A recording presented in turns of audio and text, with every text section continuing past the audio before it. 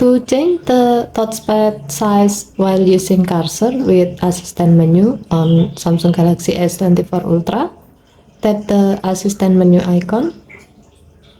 Swipe the menu screen to the left or right to find the cursor. Tap cursor to use an on-screen touchpad and a cursor to navigate your phone. Next, tap the setting icon above the touchpad. Tap touchpad size and then select the desired size you like to use. There are 3 sizes available: small, medium, and large.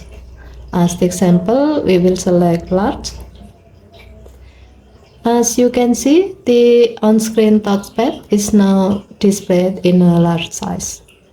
Okay, thank you for watching. Please help to like and subscribe.